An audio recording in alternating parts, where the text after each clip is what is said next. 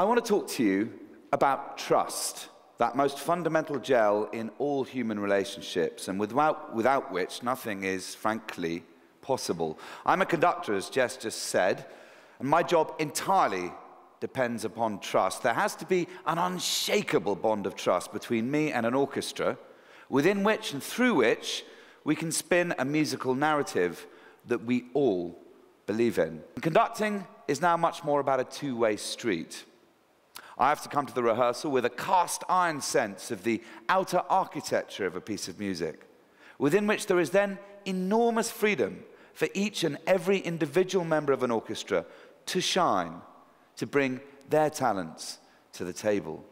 When you sit down with a group of musicians, however accomplished, however self-confident those musicians are, in a circle, you say, right, now, we're going to improvise. You always get the same upshot, which is that there will always be a terrible, pregnant silence. No one wants to be the first to throw their hat in the ring. They're all sitting back, waiting for everyone else, because, of course, we're fragile, aren't we? We've all got neuroses. We're worried, you know, the equivalent to, will my bum look big in this? Will I sound crap? Will I be out of place? Better I wait for someone else. And this awful pregnant silence carries on and on and on and on. And then eventually, as if by magic, blam, everyone's in.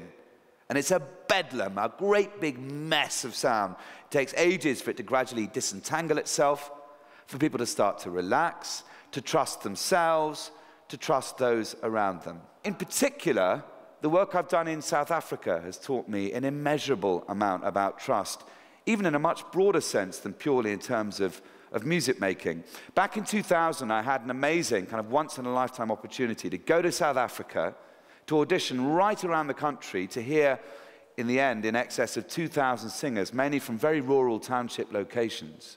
And off the back of those auditions, I was able to put together a company of 40 of the most amazingly talented young singer-performers. As it turns out, of these 40, about 37, well, exactly 37 of them were black and 3 were white. It was just the way it happened to fall out. Now, in the very first week of rehearsal, something terrible emerged. One of the black singers recognized one of the white singers, because in his previous incarnation, this white singer had been a member of the South African police force. And in the very last years of apartheid, he was routinely detailed to go into certain township communities to aggress the populace. Now you can imagine what this did to the temperature in the rehearsal room. It went to sub-zero within seconds. And we're scratching our heads thinking, oh my God, that's blown it. How are we going to create a company? How are we going to create viable work out of this impossible to bridge gulf? Well, ladies and gentlemen, we overcame the problem simply by singing. We sang, and we sang, and we sang. And remarkably, new bridges of trust grew, new bonds of friendship.